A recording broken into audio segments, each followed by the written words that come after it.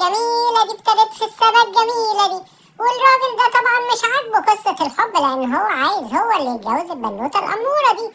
بيحاول يسلط كل طاقته عليهم عشان ما يبقوش مع بعض. هو قوي جدا، بس هو مش مستحمل إن هما بيحبوا بعض.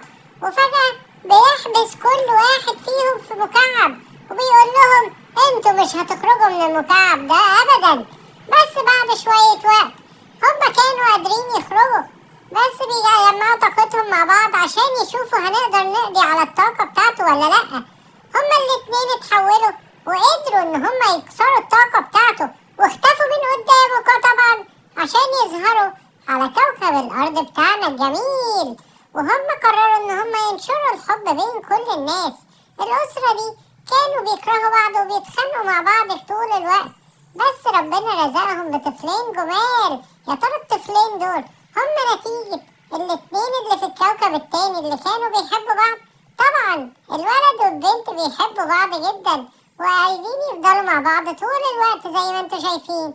بعد كل ما يكبروا شوية بيفضلوا يحبوا في بعض أكتر، ودلوقتي وصلوا في سن يقدروا يتجوزوا فيه بعض.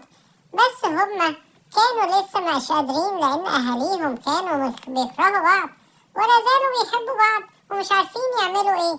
يا ترى قصة الحب اللي ابتدت في الكوكب التاني ده هتقدر تستمر على كوكب الأرض؟ بتظهر بنت تانية في حياة الولد وبتقوله ابعد عنها. طبعا الولد ما بيقدرش لأن هو بيحب البنت جدا، وأمهات الولدين بيفضلوا يتخانقوا مع بعض. ايه اللي ممكن يحصل لو الأسرتين فضلوا متخانقين؟ الولد والبنت بيحاولوا يفصلوا بينهم، بس يا ترى هيقدروا ولا لأ؟ دي نهاية هنشوفها في آخر الفيلم. بس لو عجبكم الفيديو ياريت تدوسوا إعجاب بيه عشان نفضل معاكم ونقدر نكمل بفيديوهات تانية. الولد والبنت بيحاولوا يخلوا أهاليهم يقتنعوا إن هما يبقوا أصحاب. طبعا هو دي خناقة طول الوقت بقالها سنين بين الأسرتين، والولد والبنت مش هيقدروا يجمعوا بينهم. الراجل ده جاتله فكرة عبقرية، يا ترى هيفكر في ايه عشان يبعد بنته عن ابن الجيران؟ لقالها ولد أمور جدا وممكن هي تحبه، وفعلا شكلها ابتدت تحبه ومعجبة طبعا بالعربية بتاعته جدا. يا ترى الولد التاني هيقدر يقاوم الموضوع ده ولا لأ؟ بسرعة دي تسيبي الولد اللي انت بتحبيه ده، انتوا سبتوا الكوكب كله عشان تفضلوا مع بعض.